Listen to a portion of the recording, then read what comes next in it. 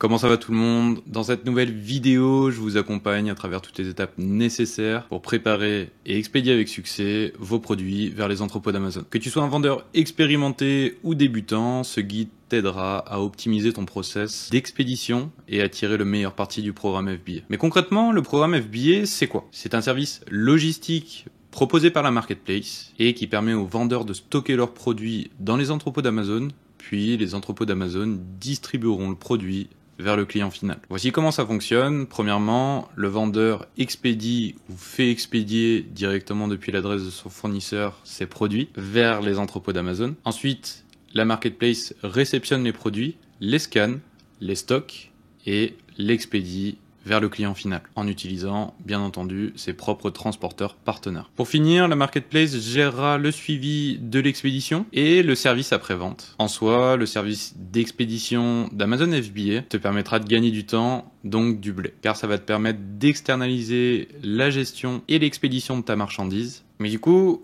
la question est comment prépare-t-on un envoi FBA sur le seller central? C'est précisément ce qu'on va voir aujourd'hui dans cette nouvelle vidéo. Mais avant de commencer, sache que depuis 2019, nous accompagnons les entrepreneurs à se développer sur Amazon. Et avec Jean-Mi, on a également mis en place toute une série de vidéos de formation qui vont te permettre de comprendre et maîtriser tous les rouages du seller. Pour plus d'informations, tous les liens pour nous contacter, organiser une petite visio, c'est juste en dessous en description.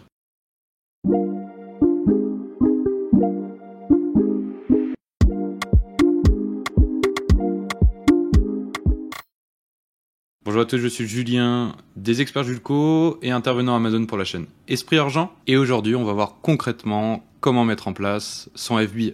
Allez, c'est parti.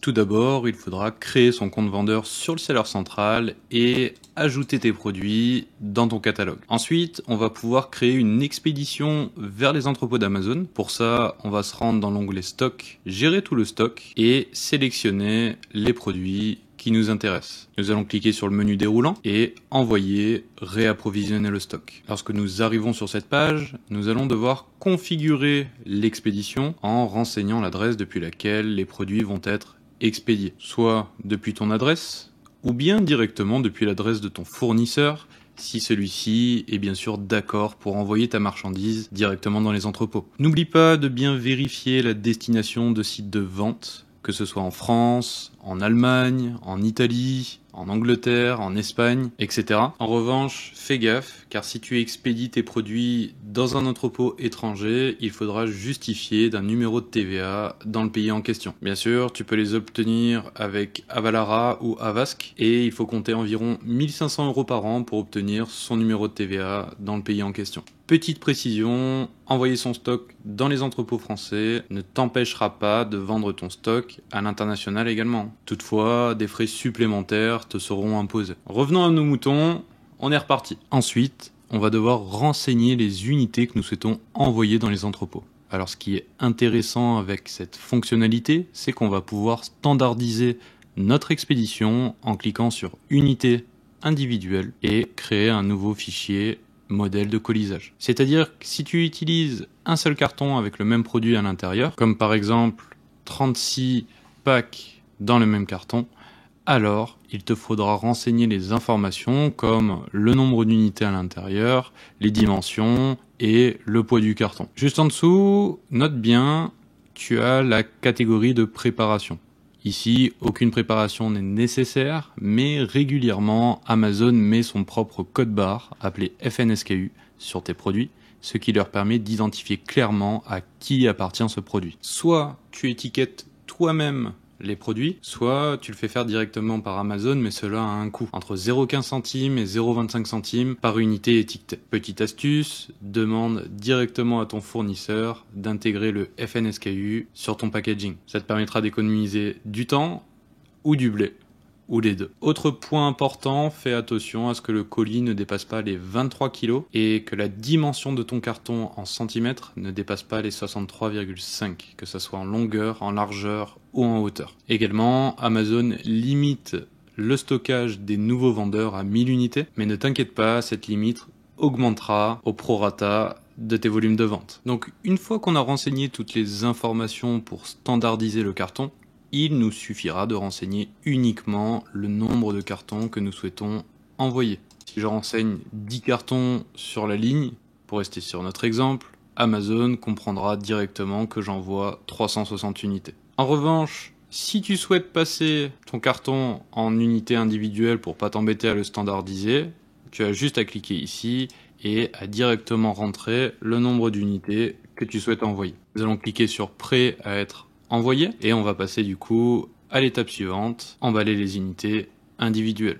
Il te faudra donc renseigner précisément les unités à l'intérieur de chaque carton. Donc nous avons plusieurs cartons qui seront nécessaires. Nous allons cliquer sur confirmer. Pour ça, et si tu as moins de 10 cartons dans ton expédition, tu peux rentrer les informations directement sur le formulaire en ligne. Mais si tu as plus de 10 cartons, il te faudra charger un fichier Excel, puis rentrer les informations et ensuite charger le fichier dans le seller central. Donc pour ma part, nous avons 10 cartons, nous allons ouvrir le formulaire. Nous avons 36 unités de chaque. N'oublie pas que le poids de ton carton ne doit pas dépasser les 23 kg, je le répète mais c'est très important, et les dimensions de ton carton, les 63,5 cm maximum. Une fois que ton formulaire est rempli, tu vas pouvoir cliquer sur confirmer les informations d'emballage, et comme tu peux le constater, les cartons de plus de 15 kg doivent être notés par les étiquettes poids lourd. C'est très simple à faire, je vais te montrer comment le faire. Nous allons ignorer les informations et continuer, et nous allons confirmer et continuer notre expédition vers l'étape suivante. Donc ici, sur cette étape, nous allons devoir renseigner la date d'expédition de ta marchandise. Bon, ce n'est pas quelque chose de très important, mais ça permet aux entrepôts de se tenir prêts à réceptionner la cam. Ensuite, tu devras choisir le mode d'expédition. Est-ce que tu souhaites expédier les produits via UPS, qui est le transporteur partenaire d'Amazon, ou est-ce que tu passes directement par ton transporteur, que ce soit Chronopost, La Poste, TNT ou bien un autre, tu peux également passer par là, mais il te faudra renseigner les numéros de suivi. Regarde bien, si tu es bien attentif, on vient d'expédier 160 kg et avec UPS, ces 160 kg de marchandises nous coûtent uniquement 55,67 €. Ce qui est quand même pas négligeable de passer par eux afin d'expédier la marchandise vers les entrepôts. Comme tu peux le constater, les tarifs sont très attractifs. En moyenne, UPS facture 5,50 € par carton. En revanche, si tes produits sont jugés comme dangereux pour l'envoi, UPS peut refuser de transporter ta marchandise. Alors, il faudra passer par un transporteur non partenaire à Amazon, tel que les transporteurs que je viens de te présenter. Auquel cas, une fois la marchandise prête à être expédiée, il est fortement recommandé de renseigner les numéros de suivi pour chaque colis, si tu passes, encore une fois, par un transporteur non partenaire.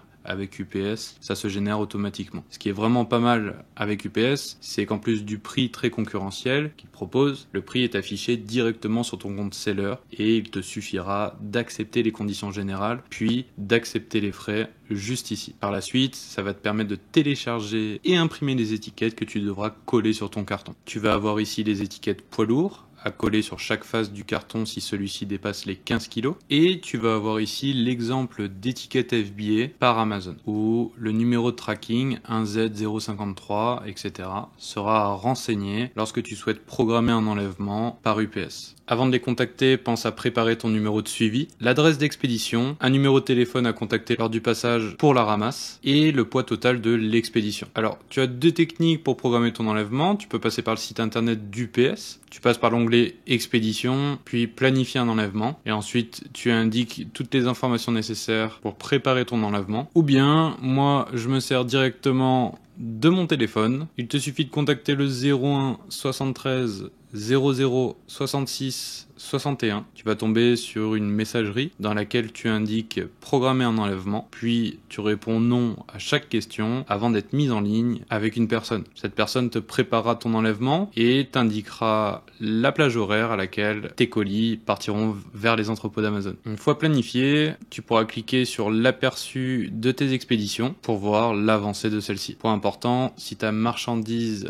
provient de l'international, n'oublie pas de fournir ton numéro IEN, qui est le numéro fourni pour ta déclaration de douane. Amazon se donne 6 semaines pour bien réceptionner ta marchandise. Donc, en cas d'incohérence au niveau des unités reçues, il faudra attendre ce délai avant d'ouvrir un cas à Amazon. Et donc, ouvrir une enquête en fournissant les preuves et les justificatifs nécessaires, comme la facture d'achat de marchandises. Voilà déjà la fin de cette vidéo, j'espère qu'elle vous aura plu, c'était un petit peu technique. N'oublie pas de liker cette vidéo et de souscrire à un petit abonnement. Si tu as la moindre question concernant le développement d'un projet, n'hésite pas à nous contacter, on se fera un plaisir d'organiser une petite visio avec toi. Tous les liens pour nous joindre sont juste en dessous en description. Et allez, ciao tout le monde.